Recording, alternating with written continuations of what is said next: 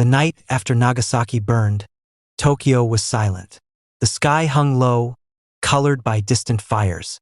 Inside the imperial palace, guards stood motionless, hearing only the faint hum of air raid sirens echoing from far away. Japan had entered a darkness deeper than any blackout. It was the darkness of realization. In a hidden room beneath the palace, the high command gathered once more. Maps covered the tables, maps that no longer meant anything. Hiroshima and Nagasaki were now blank spaces, empty circles of ash. The emperor's advisors spoke in whispers. Some stared at the floor, afraid to meet one another's eyes. They had spent years planning battles, invasions, strategies. None of that mattered anymore. General Umezu broke the silence first. "If America can do this again," he said, "there will be nothing left to defend." His words carried no emotion, just exhaustion. Another officer muttered, "Maybe they already can." The thought hung in the air like smoke. The generals had always believed that the Japanese spirit was unbreakable. They had been told that courage could overcome any weapon. But courage could not stop light. Courage could not stop the sun from falling out of the sky. For the first time, the high command began to question not only their war, but their understanding of the world itself. Outside the bunker, the people of Tokyo still waited for orders. They listened to the radio, wondering when the Americans would come. Mothers packed small bundles of food. Children asked what atomic meant. Soldiers walked through the streets in silence, their uniforms covered in dust. In Washington, President Truman prepared another message. He had already told the world that if Japan did not surrender, more destruction would follow. The words were chosen carefully: cold, deliberate, absolute. The Japanese military intercepted the statement and read it aloud in the war room. A rain of ruin from the air, the like of which has never been seen on this earth. No one spoke for a long time afterward. The emperor called for another meeting, this time including his ministers and the imperial council. The room smelled of smoke and sweat. Even the paper on the walls seemed tired. The emperor's voice was calm, but behind it was the weight of a nation. "Our cities are ashes," he said. "Our people are dying. What future remains?" Prime Minister Suzuki bowed deeply. "Majesty, we can negotiate through Russia. Perhaps we can ask for conditions." But another minister interrupted sharply. "There are no conditions. America will accept only surrender." The word itself felt poisonous. In Japanese culture, surrender was shame beyond death. But the emperor's eyes did not waver. "If the continuation of war means the extinction of our people," he said softly, "then surrender is the only path left." The discussion stretched into the early morning. Some officers argued that America could not possibly possess more atomic bombs. Others feared they might already have dozens. None of them knew that the United States had only two ready at that moment. But the illusion of infinite power was enough. The weapon had done more than destroy cities. It had shattered Japan's will. In one corner of the room, General Anami sat motionless. He had been among the most loyal defenders of the emperor and the most committed to fight to the end. Now he looked down at his hands, still trembling. "How do we fight a power that commands the sun?" he whispered. No one answered. News from Nagasaki kept arriving. Entire families vaporized. Rivers turned to poison. Survivors covered in burns that never healed. Doctors described a sickness no one had seen before. People dying without wounds, bleeding from their eyes and mouths. The high command listened in horror. The emperor finally said, "This is not a weapon of men. This is something beyond human." Across Tokyo, the mood changed.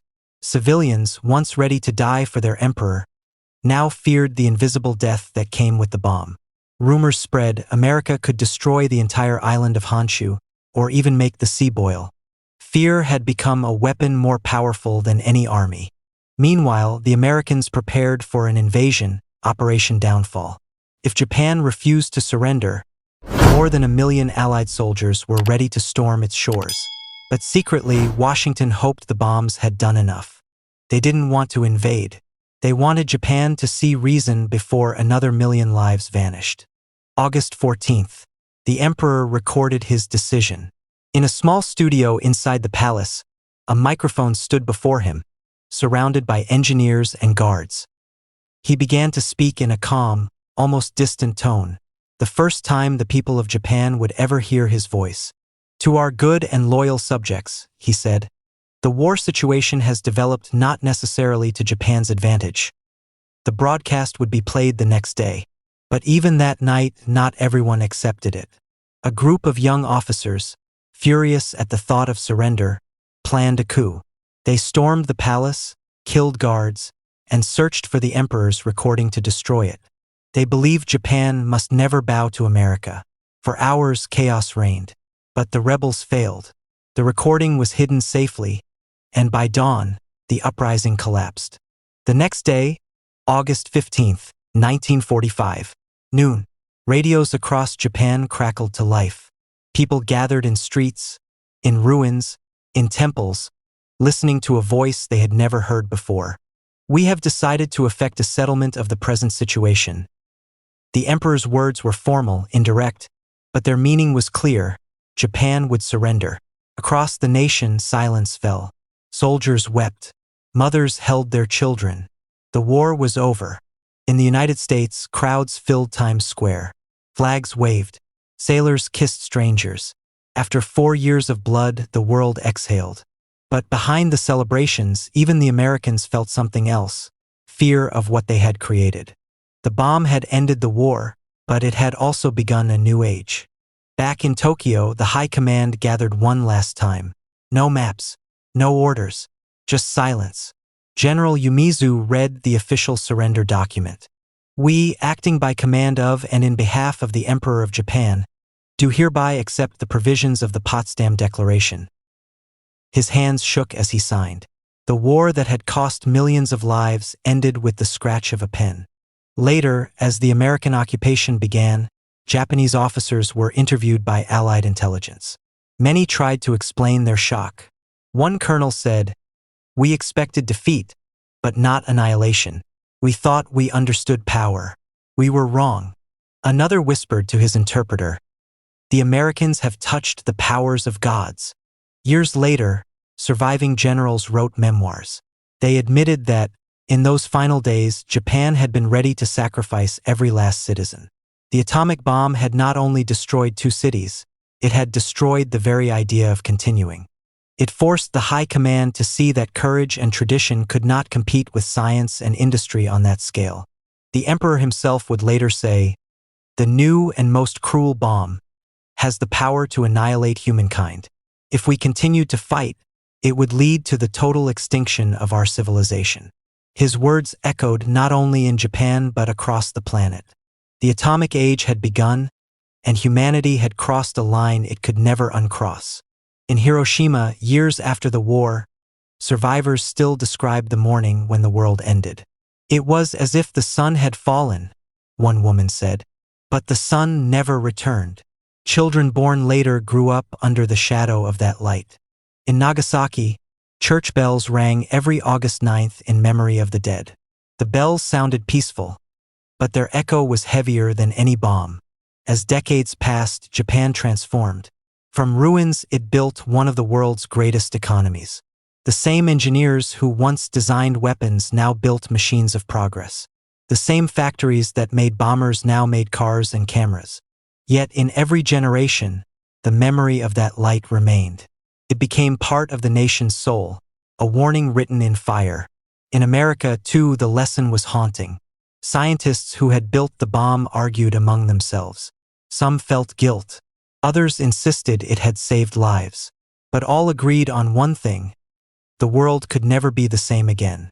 The weapon had changed not just warfare, but the human conscience itself.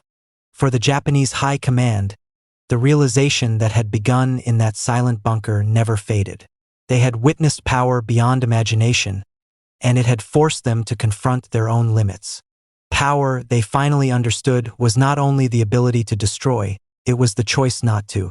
When the American occupation formally ended in 1952, a new Japan was born, one that swore never again to wage aggressive war. The soldiers who once dreamed of empire now taught their children about peace. The generals who had spoken of glory now spoke of rebuilding. And in every August sky, when the cicadas sang and the sun burned high, memories of that white light returned. Even now, historians debate the morality of the bombings, the politics, the necessity.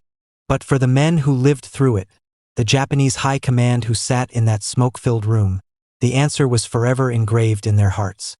They had seen the face of a new world. They had heard the sound of power beyond reason. And they had finally understood what America had become. In the last recorded interview of one surviving officer, he was asked what he felt when he first learned the truth about Hiroshima. He paused for a long time, then said softly, "At that moment, I knew the war was no longer between nations. It was between man and the power of the universe." He looked down and whispered one last sentence. "We had awakened the gods and they spoke in fire." Subscribe if you like it.